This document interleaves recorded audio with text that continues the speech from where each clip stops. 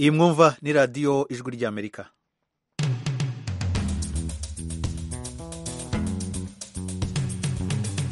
radiyo ijwi ry'Amerika yumvikana kuri FM 104.3 mu Rwanda. Mu Burundi mwatwumvira ku mirongo migufi ya shortwave kuri metero 19 na 22, no ku rubuga rwa internet ni kuri wa@radioyacu.com. Mwiriwe neza inshuti mwese muduteze amatwi, ni Edi Rwema ubasuhuza kandi mbaye ikaze makuru yacu yo kuri uyu mugoroba. Ariko mbere yuko tujya makuru nyirizina, tubabwire ko abantu 24 nibo bashobora kuba bamaze kumenyekana ko bapfuye bazize inkangu yatewe n'imvura nyinshi mu gace ka West Pokot kari mu birometero hafi 350 uvuye mu murwa mukuru wa Kenya, Nairobi. Imirambo 12 irimo 7 y'abana niyo imaze kuboneka. Mukanya na makuru yo mu karere k'ibiyaga bigari.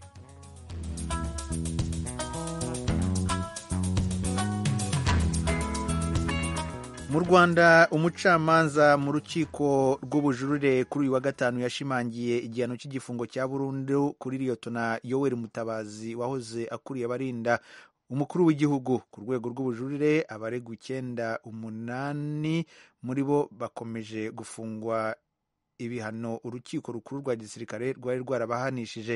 Eric Bagiruwubusa yari mu rukiko.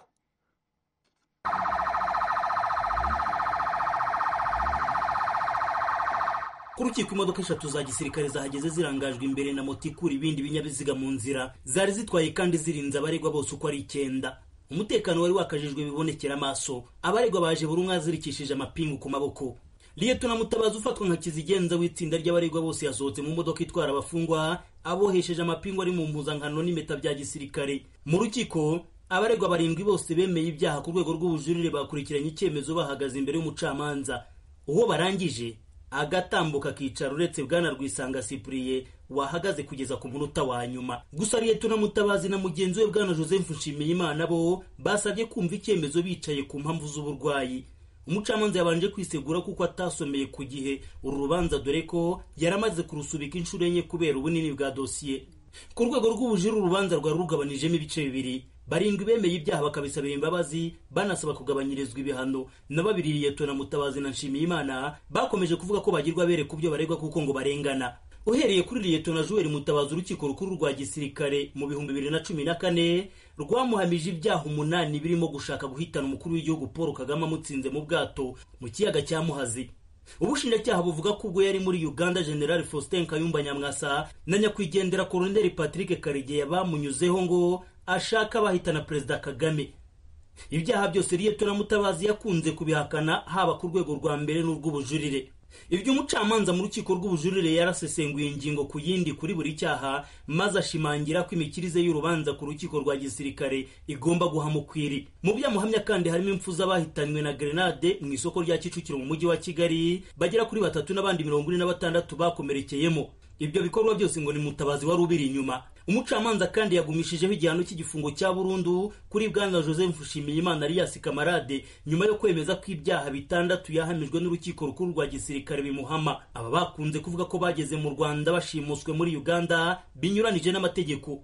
Urukiko rwemeza ko Bwana Nshimiyimana yari ahuje na Liyetona Mutabazi umugambi wo kugira nawo ubutegetsi buriho nk'abanyarwanda. Uyaregwa ko yahuzaga ibikorwa bya FDLR ibarizwa muri Repubulika ya Demokarasi ya Kongo n'ihuriro nyarwanda RNC rya General Faustin Kayumba Nyamwasa. Mu bandi baregwa bakomeye muri iri tsinda, ariko noneho mu gice cy'abemeye ibyaha bakanabisabira imbabazi ku isonga, haraza Demo Binosa Karisa. Ku rwego rwa mbere, urukiko rwamuhamije ibyaha byo kwamamaza impuha zigamije kwangisha u Rwanda mu mahanga, maze rumukatira igihano cyo gufunga imyaka 25 mu buroko. Ku rwego rw'ubujurire yarapfukamye amanikira amaboko umucamanza asaba kugabanyirizwa ibihano. Umucamanza ashingiye ku myitwarire y'uregwa yavuze ko asanga byamubera impamvu nyoroshyacyaha.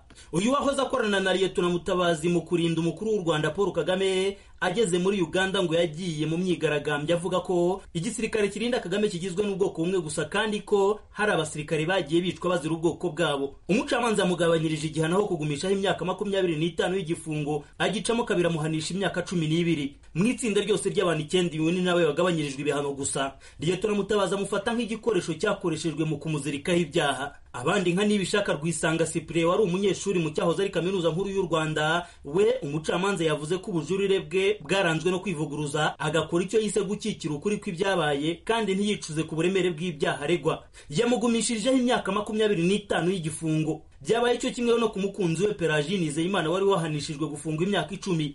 Uyu ngo yoherejwe n'umukunzi we muri Kongo kwitoza gisirikare ngo yatega ibisasi imodoka za gisirikare n'ibindi. Aminadab Ndayambaje na Ngabonziza Jean Marie Vianney nabo umucamanza bagumishirijeho igihano cyo gufunga imyaka 15 mu buroko. Ni mu gihe Imaniriho Balthazar na mugenzi we Numva yabo Shadrack Jean Paul nabo urukiko rw'ubujurire rwakomeje gushimangira igihano cyo gufunga imyaka 10. N'urubanza rwamaze amasaha ane n'igice abacamanza barusimburanaho mu kurusoma. Ufatiye ku gihe abaregwa baterewe muri yombi bivuze ko imyaka igera kuri 6 igiye kwihirika bafunzwe. Kuri uru rwego urubanza rwa ruriho bivuze ko nta rundi rwego rw'ubucamanza rwakongera kuregerwa nk'uko amategeko abiteganya keretse habonetse ingingo nshya kuwaba ashaka gusubirishamo urubanza. Ikindi giteganijwe nuko ushobora kumva ko yarenganijwe kuri uru rwego aba ashobora kugana urwego rw'umuvunyi agasaba ko urubanza rwe rwasubirwamo mu ngingo zose. Bagira ubusa ijwi rya Amerika i Kigali. Leta y'u Rwanda ifatanije n'ishami ry'umuryango w'abibumbye ryita ku mpunzi HCR baherutse gutangiza uburyo bushya bwo kwivuza bugenewe impunzi zahungiye mu mijyi bakoresha ikarita ya mituweli. Icyakora abafite indwara zidakira nka diyabete, kanseri n'izindi bavuga ko bagihura n'ingorane kuko imiti bahabwaga ku buntu ubu basabwa kuyigura batanze amafaranga angana na 10% y'igiciro cyayo. Ni inkuru y'umunyamakuru w'ijwi ry'Amerika Pierre Claver niyo nkuru i Kigali mu Rwanda. Guhera mu kwezi kw'icenda guheze impunzi zose zahungiye mu bisagara mu Rwanda kuva ku mwana gushika ku kuze zivuza zikoresheje ikarata ya mituweli. Iyo ngingo yafashwe na HCR ishirahamwe mpuzamakungu ryita impunzi ifadikanije na leta y'u Rwanda. Yamara naho biruko haracarimo ingorane cyane cyane ku bantu bagwaye indwara zidakira nka diabete, kanseri n'izindi. Abo bagiye kwivuza barandikirwa imiti, yamara mu kuyigura bagasabwa gutanga ibice 10% vy'igiciro c'umuti. Akarorero nk'umutugugwa 220 vy'amanyarwanda umugwayi atanga 200. Ni mu gihe kare ubwo buryo bwo kwivuza hakoreshejwe ikarata ya mituweli butaratangura, iyo miti bahora bayihabwa ku buntu. Umutama w'umukongomani ari mu bafite izo ngwara ati ni kibazo gikomeye kuko atamikoro dufise. Impunzi turarira nyine ntakundi, turavuga se ngo turashize, twebwe dufate indangampunzi noneho twivuze tuze twishyura 10%. Ese iyo 10% tuzayikurahe? Abo ni abasaza bageze muri za bukuru, ese batazayibona bazaba bate? Bose siko bakora, ntibafite ayo mafaranga ariko bararwara za diabete, abafite indwara z'imigongo, indwara za kanseri, indwara zikomeye nyine nk'izo ngizo. None nibavuga ngo uriha 10% uzayikura hehe? Bayatwishyurire kuko yaseri yatwishyuriraga, cyangwa se baturekere yaseri ikomeze ituvure kuko yahoraga ituvura. Kadagi Benoit icagiye acutwara impunzi ziba mu bisagara agaserukira nabo bakongomani, nawe nyene asanzwe afata iyo miti. Avuga ko aya mafaranga basabwa ari umurengera kandi ko hari abantu benshi baremvye kuko bayabuze. Ureze mu bantu bafite maladi chronique irahenda cyane, bamerewe nabi cyane. Naje tuvugana imiti mu diabetic imiti rango ntayo mbona ubu tumeze nabi cyane kandi hasere yahoraga iduhayo. Jewe bahoraga bantangira 80,000 none ubu ndana kimwe ngomba kwigurira ariko simfite ubwo bushobozi kubera ko ndakazi mfite nyine n'ukureka tukaguma tugapfa gahoro gahoro. Ingaruka nuko tumerewe nabi. Urabona ifite maladi chronique ukaba udafata imiti, mu by'ukuri gabundi hari umuntu watubwiraga ko hari abantu 2 bamaze gupfa, ariko simbifitiye amakuru ngomenye ngo hari abantu bapfuye, ariko bashobora kuba barapfuye simbizi, ariko nzabamerewe nabi cyane. Cyifuza yuko byaguma gutyo barwase igafata charge imiti y'abafite amamaladi chronique, ikazibahereza imiti. Bafite ishami rya aha bagatanga amafaranga bagahora baduhereza imiti nk'uko byari bisanzwe. Umva babagize neza rwose. utwara komite y'impunzi ziba mu bisagara Patrice Ntadohoka atangura ashima muri rusange ko iyo mituweli yaje kuvuza abantu benshi. Kuri utwo tugorane tukihari asaba impunzi kwihangana kuko ikibazo camaze gushikanwa muri HCR ijejwe kubavuza. Hagati aho asaba gufashanya uwo bura ayo kuriha mugenzi we amuserukeko. Turakenguruka cyane, ni intambwe ikomeye. Turashimira leta y'u Rwanda, tugashimira HCR ingene bagerageza kwitaho ibibazo tubatuye. Ibi bintu kugira tubishike ko vyaciye kure, twaraganiriye n'abatari bake, abavuye Geneve kuri siege, arabavuye muri HCR nyene tuvugana ingene vyogenda. Abagwayi ingwara zidakira canke nabo basaza nabo nyene iyo mituweli zirabaraba. Twariko turagerageza kubavugira kugira barabe ko aha yo bandanye bavura, mugabo nta kirava muri mu kwivuza. Ubuje HCR afise abaganga indani muri HCR, ariho umugwi w'abaganga ujejwe ibibazo nk'ivyo, naho tutokwifuriza ko abantu bagwara urinza gwara azokwigora, tuzofuma dufashanya nko twahora, mugabo kuriha 10% cyo 10% mu nama iheruka yagirishijwe impunzi mu ntango z'uku kwezi. Abaserukira HCR bemeye ko ico kibazo kiriko kirigwa ingene cotorerwa umuti. Hafi impunzi zirenga 15,000 nizo zivuzwa n'iyo mituweli. Ukitswe n'amagara atumbera ivuriro rya leta rimwegereye yitwaje ikarata ndangamuntu y'impunzi canke ikindi cangombwa c'impunzi. Gusa zimwe mu mpunzi zisaba ko hosubira hagatunganywa ikindi kiringo co gutanga iyo karata mituweli ku bana batarashikana imyaka 16 kuko ubuheruka hari batashikiriwe ku mvo zitandukanye nk'abari bagwaye, abanyeshuri canke abatabimenye. Pierre Claver Nkuru, Kigali, kubwijwe rya Amerika. Tugume mu Rwanda. Abahanga mu by'ubumenyi bw'imyororokere baremeza ko uko ukwezi k'umugore kwigishijwe kuva kera hari abo byayobeje. Muganga Anse Nzabonimpa yabwiye ijwi rya Amerika ko abigishijwe nabi babikuyemo ingaruka zo kubyara abana batiteguye. Ni inkuru y'umunyamakuru w'ijwi rya Amerika Sumta Kaboyi. Impuguke mu by'ubuzima bw'imyororokere Dr Nzabonimpa Niseti asanga uburyo abagore n'abakobwa bigishijwe ndetse n'ubu bakigishwamo kubara ukwezi kwabo hari abo biyobya. Aha navuga ko kwigisha kubara ukwezi k'umukobwa cyangwa k'umugore byagiye bikorwa ku buryo rusange. Usanga kenshi bigisha ukwezi k'umugore cyangwa k'umukobwa kw'iminsi 28, abagore bose batagira kure ukwezi kw'iminsi 28, ariko ndetse ukabona n'abagore bagira ukwezi kurekure cyane kugera ku iminsi irenga 40. Tubabwira ko ukwezi ari iminsi 28 ntabwo ari byo, kuko bose ntabwo ari ukwezi bafite. Abantu babyigishijwe nabi bose navuga ko ari ukubyigisha nabi, ahubwo navuga ko ari ubuhanga bugenda butera imbere, kuko abantu bo ko mu minsi yashize y'abantu bigaga imibare, bakiga ubumenyi, bakiga ibintu byose babifata ku buryo bwa rusange. Ariko uko ubuhanga bugenda butera imbere, abantu no bagenda bareba ikintu ku kintu. Nuvuga ngo niba twize ukwezi k'umukobwa cyangwa k'umugore, turebe ukwezi kuwo turi kwigisha, kuko kuba gutandukanye niko no kwigenda akwitwara mu bigenda bitandukana n'undi. Buriya ibintu bijyanye n'ubuzima bw'imyororokere ni ibintu byo kwitondera, kuko iyo umuntu abaza ukwezi kwe nabi ashobora guhuza wenda yarazi igihe cy'uburumbuke ko ari kuva ku munsi runaka w'ukwezi kwe kugeza umunsi runaka, none uko abibaza agasanga we kwa kwezi kw'iminsi 20 n'umunsi ko afite agasanga no kundi kwezi, none ugasanga w'igihe yarazi ko agomba gukora imibonano mpuzabitsina ntasame, ahubwo agasanga nicyo gihe cyo gusama, bigatuma byara umwana atateganyije.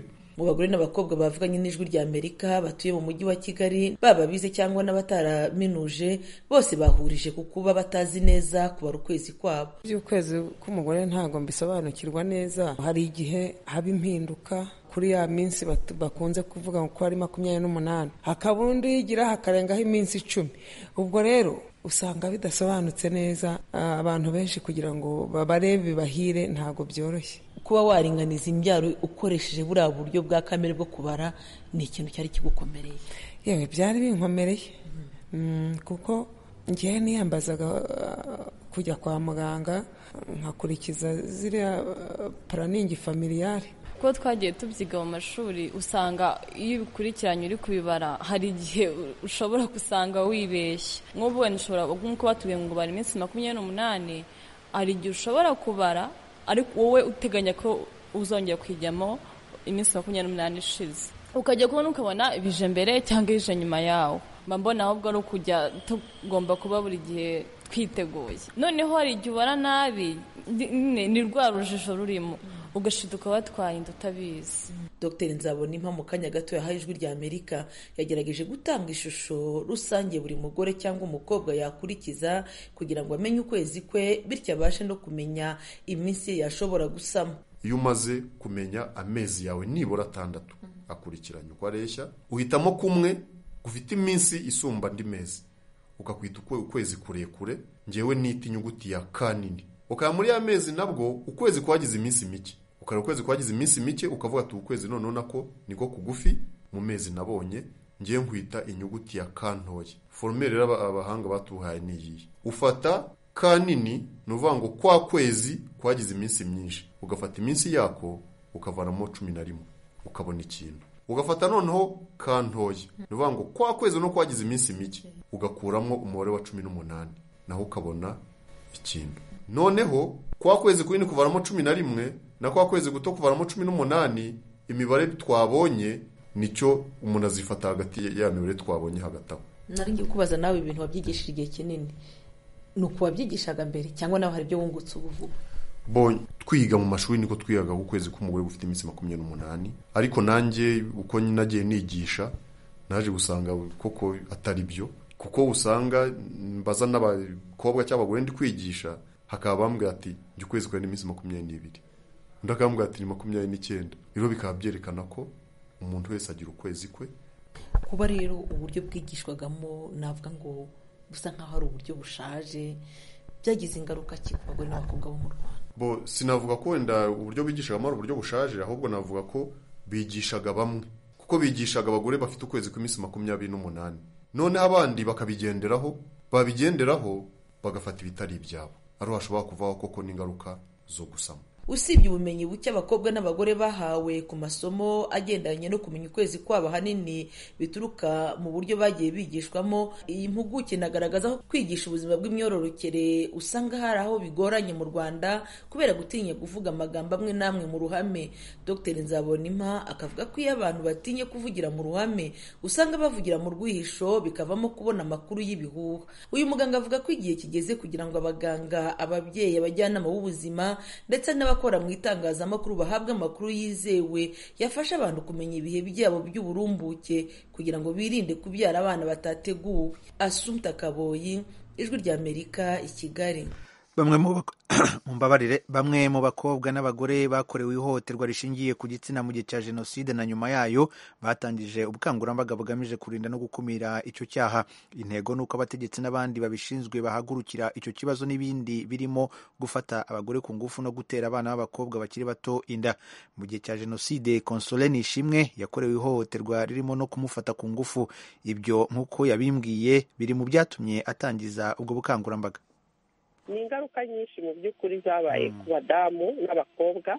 Nanjye ngo ngira n'ibyago, nanjye nza gusanga nararwaye ako gakoko gatera sida nyuma, ariko si n'ibyo gusa, ubana n'izindi ngaruka nyinshi zihungabana no kubitekereza ibyakubayeho. Rero ngewe amahirwe nagize nuko nashoboye kujya ku baganga nyine bakuganiriza, bakagufasha gukira n'iryo hungabana, ukamenya n'uburyo bwo kuvuga n'ibyakubayeho.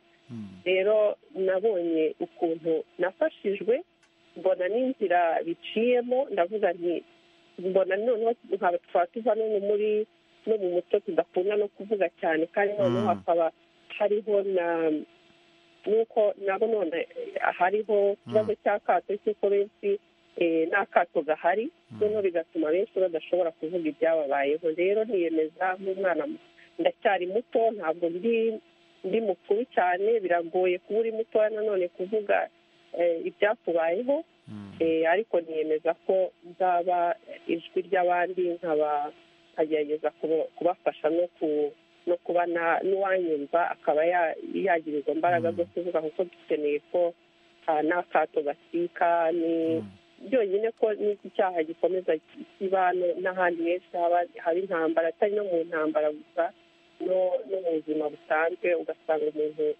yahohotewe ariko adashobora kubivuga, ariko kugira ngo umuntu abirwanye ni uko akwiye kubivuga. Console Nishimwe, ugarutse ku kintu gikomeye cyane cy'uko wagize amahirwe yo guhura n'abaganga ndetse n'abandi bagufashije kugira ngo si ukubyakira, kuko kubyakira biragoye, ariko ube watinyuka ugenda ubivuge ku ruhame kugira ngo unafashe n'abandi kugira ngo ibyo wanyuzemo bashobore kubyitwaramo nk'uko wabyitwayemo, ariko si benshi bagira ayo mahirwe nk'ayo wagize.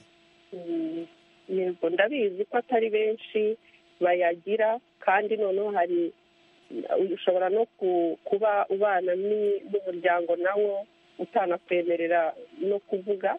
Akenshi bakakubwira ko ari ukwishyira hanze, niko kenshi bavuga ngo wikwishyira hanze, ugasanga noneho waguhemukiye niwe we nta kibazo afite, ahubwo wowe ni wowe ugendana iryo pfunwe, kandi uwaguhemukiye ari we wagakwiye kugendana iryo pfunwe, ugasanga wowe wahemukiwe n'uwo urigendana. Rero ntabwo nifuza ko umuntu wagiriwe gutyo ariwe wakagendana ipfunwe, kuko nifuza ko byibura niba ugize n'imbaraga zo kuvuga ukagira n'uwo ubiganiriza nawe yaguha imbaraga akagufasha byibura gutangira iyo nzira yo gukira n'ibyo bikomere ufite muri wowe. Noneho hakaba n'ibindi bijyanye n'abana b'abakobwa bahohoterwa n'abantu bakomeye ku buryo bituma bagira ubwoba bwo kubashyira hanze bagahura n'iryo pfunwe naryo. Icyo gihe abana nk'abo wababwira iki? Nk'abo bana ni ukuri ikintu nababwira, ntibagire ubwoba. Biragoye iyo umuntu ugufiteho nk'imbaraga agukiraho n'imbaraga akubwira, agutera ubwoba, ashyiraho iterabwoba ry'uko nubivuga uragira izindi ngaruka zindi. Icyo nabwira abana nk'abo ni ukugira imbaraga, ukagira umuntu wizera, byibura ukagira umuntu umwe wegera, kuko hari ahantu henshi ushobora kwegera bagufasha, ugatinyuka ukagira umuntu ubwira akagufasha nibura kuvuga, kuko abo bantu nk'abo bakwiye kuvugwa, n'icyo cyaha kigatsika, ntigikomeze no kuba ku bana batoya cyane ko bigenda byiyongera, kandi igihe tugezemo ubona byagakwiye kugabanuka. Ariko ukuri mu by'ukuri kuvuga nicyo kintu gikomeye cyane. Nagira inama umwana nk'uwo kugira imbaraga, akagira umuntu abibwira yizeye, hanyuma nawe akamufasha kugira ngo arege uwo muntu. Niba uwo muntu ashyirwa imbere y'ubucamanza bw'icyo cyaha yakoze, kuko abantu nibadahanirwa kuri iki cyaha bakora nta kizakomeza kibeho. Hanyuma Console, wari uvuze ku bintu bijyanye n'ibibazo bishingiye ku kato, ibibazo bishingiye ku muco, ibibazo bishingiye ku babyeyi. Ahanini umuntu yibazaga ko ibi bishobora kuba mu bihugu bikiri mu nzira y'amajyambere, ko ibibazo nk'ibyo ahanini bireba abagore bishobora kuba bitaboneka mu bihugu byateye imbere. Aha natanga urugero nka Leta Zunze Ubumwe za Amerika, ariko siko bimeze. Hari abagore benshi bagiye batanga ubuhamya bw'ibyababayeho, ahubwo ugasanga n'izi sosiyete tuvuga ko zateye imbere, aho kugira ngo zibafashe ahubwo zirimo zirabatuka, zirimo zirabashyira mu kato, noneho hagakoreshwa n'imbuga nkoranyambaga kwibasira abo bahuye n'ibyo bibazo. Niba mu bihugu nka Leta Zunze Ubumwe za Amerika abagore badashobora gutinyuka ngo bavuge ibyababayeho, inzira iracyari ndende rero mu bihugu bikiri mu nzira y'amajyambere. Yego, nk'uko bivuze ni ukuri, inzira iracyari ndende, mu nzira rwose inzira iracyari ndende, nko kubona no mu bihugu nk'ibi dutuyemo nabwo hakiriho ku bahuye n'iryo hohoterwa no kubuzwa kuvugwa. Nk'ubu noneho byose bisigaye binyura nko ku mbuga nkoranyambaga. Biragoye, cyari inzira ndende, ariko nanone ntabwo bikwiye gucika intege, kubera yuko hari abantu mu by'ukuri bahari bafite, si no kuvuga ngo ni abadamu gusa bakangurira abandi kuvuga, n'abagabo barahari benshi rwose babivuga. Mu by'ukuri ni ukuvuga ngo igihe ubonye umuntu agize imbaraga zo kuvuga,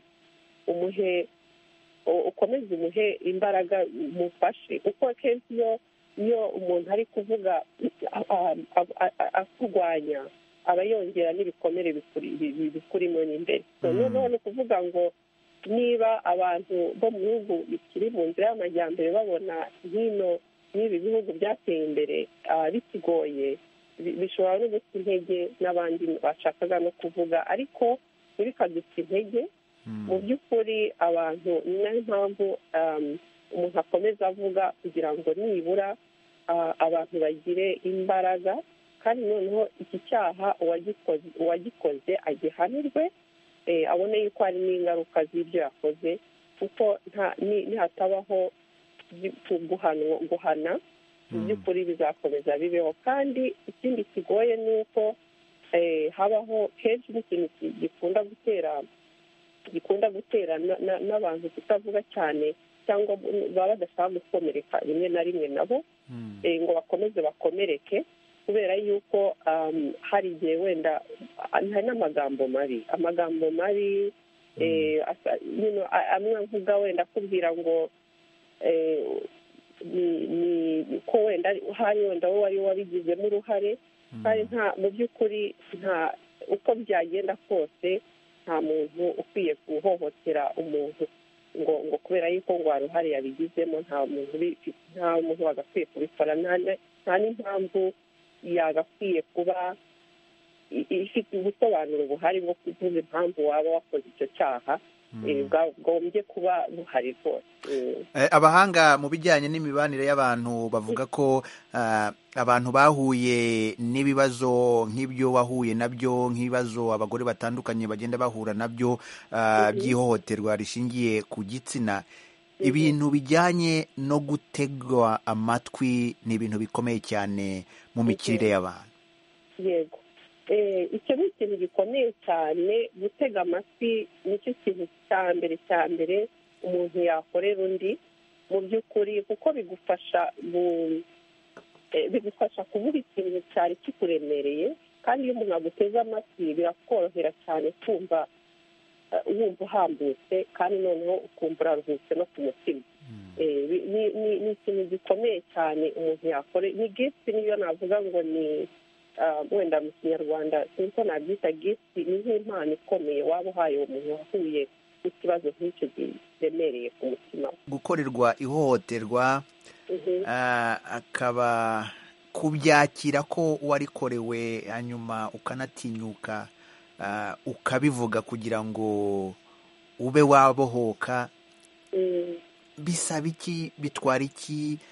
Niyihe nama wagira abakiri muri iyo nzira yo kutabyakira kugira ngo babe banabivuga kugira ngo umutima wabo uruhuke?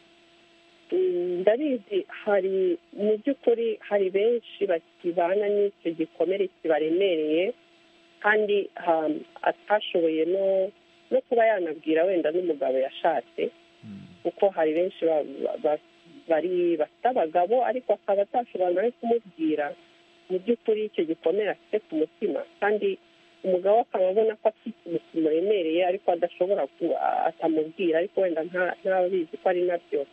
Rero biragoye, ariko yo mu by'ukuri kugira ngo iyo uhambutse ukagira imbaraga, inama nagira umuntu mu by'ukuri uri kuwumva waba afite icyo gikomere amaranye imyaka myinshi ku mutima we, kandi gishobora gukira kuko kikugiraho ingaruka mu bintu byinshi bitandukanye no mu buzima bwa buri munsi, kuko yo kiba muri wowe, nta handi ntabwo gishobora kugenda ari wowe kibamo, kandi gishobora no nta nubwo kikugiraho ingaruka gusa, gishobora kugiraho ingaruka abo mubana ni bose, yaba ari umugabo wawe cyangwa n'abandi bakuri iruhande.